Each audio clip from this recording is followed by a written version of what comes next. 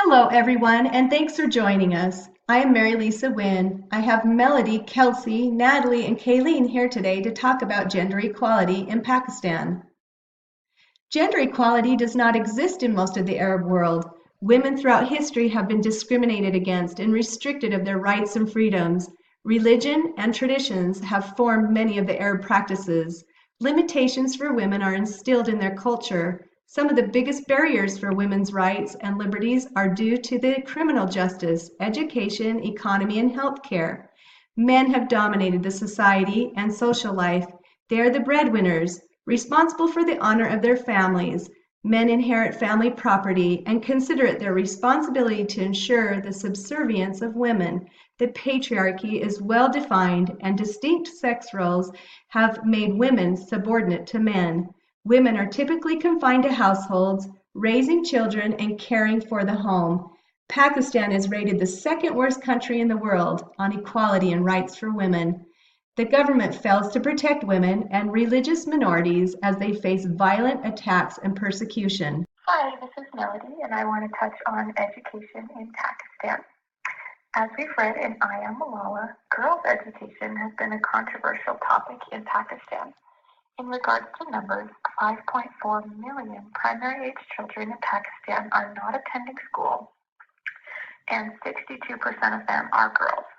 There's thousands of statistics about girls' education in Pakistan, but to summarize my research, the gender disparity in education is quite lower in urban areas versus rural places.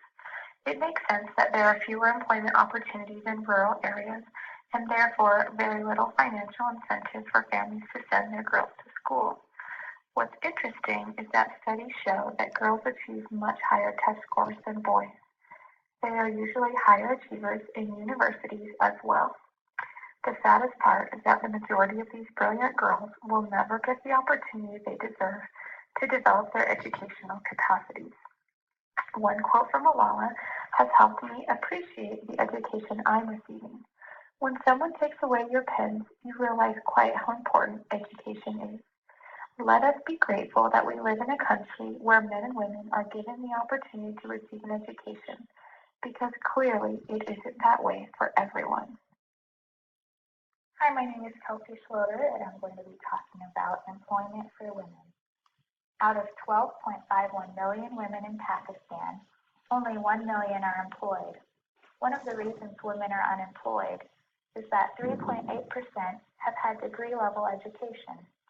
Forms of discrimination in Pakistan, including lower income, socioeconomic conditions, low female representation, and difficulty for girls to go to primary school. Since women are half of Pakistan's population, bringing social justice will help the economy. Hi, this is Natalie Klaus, and I'm going to touch on the subject of women in politics in Pakistan. Though there was one woman who became a prime minister in Pakistan, gender equality in politics is still out of reach for many women.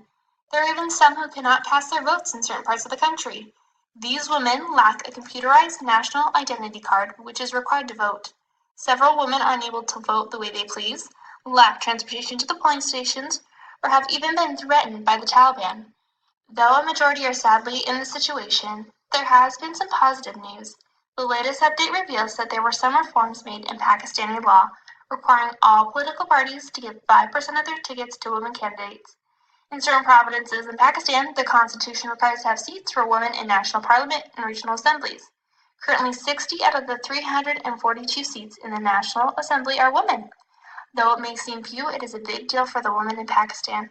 Women are slowly gaining more support, and the trend is getting reversed. Hello, my name is Kayleen Hostetter, and I will be talking about gender equality through marriage. Marriage contracts in Pakistan are set on rights and obligations for each spouse through sexual access and compensation. Tankin refers to sexual submission as a woman's duty and a man's right. For compensation, Nafaka states a man's duty to provide food, shelter, and clothing. This right is only given after the consummation of their wedding, as well as the maintaining Tankin through marriage. Her earned wages and dower are her own possessions. Everything else is solely owned by her husband. However, the husband has the right to control his wife's movements and extra-religious devotion. Men also have the right to beat their wives, dismiss them, and retain their children if her conduct may be disrespectful to him or the family. Generally, newly wed couples live with the husband's family with gender separated for most of the day.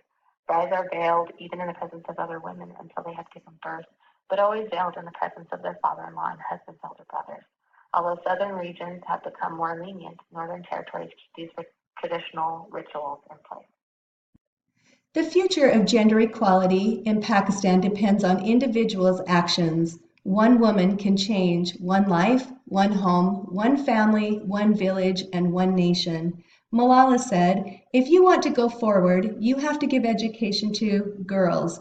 And once you educate girls, you change the whole community. You change the whole society." We hope you have enjoyed our presentation, and we hope positive changes become part of Pakistan's future. These are our references, and we hope that you enjoyed our presentation.